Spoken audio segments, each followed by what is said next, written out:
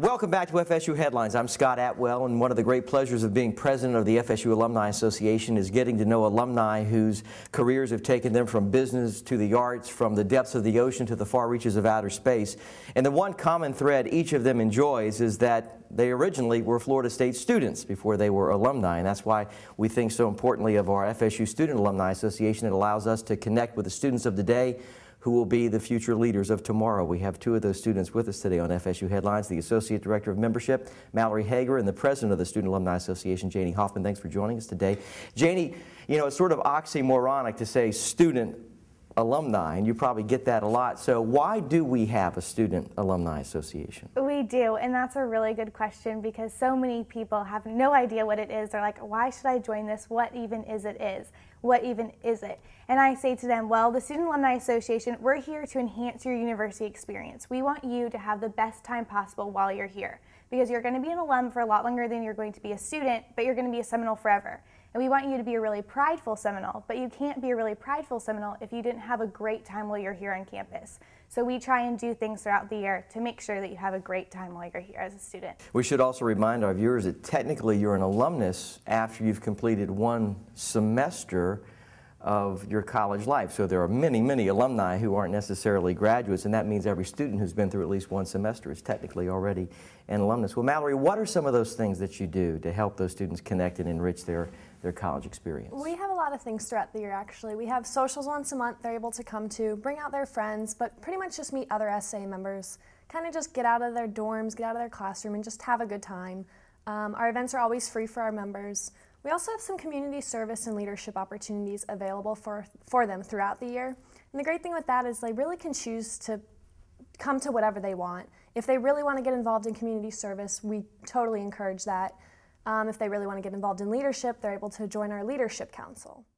Janie, as president, you probably have to attend all of these things. So now, what would be your favorite among all the activities that you get to do? Oh, wow. My favorite, I think, would be this past year, the National Board of Directors voted for the president of the Student Alumni Association to be an ex officio member of the board. And that has been so much fun, getting to know all the board members and getting to spend the weekend going to all the board events, because I learned so much sitting in on all the committee meetings, and that was really fun, and that was a great opportunity to learn so much about how all the work that I am doing now, because sometimes it's hard going day to day doing all the activities, but the board really does appreciate it, and I get to see that all my work really does pay off. Mallory, as Associate Director of Membership, tell me about your membership. What are the numbers, and tell me about the demographics of the Student Alumni Association? Well, we actually just found out our numbers from orientation this past week. Last year we ended the year with about a little bit over 1,000 members, and now we're 6 weeks into summer.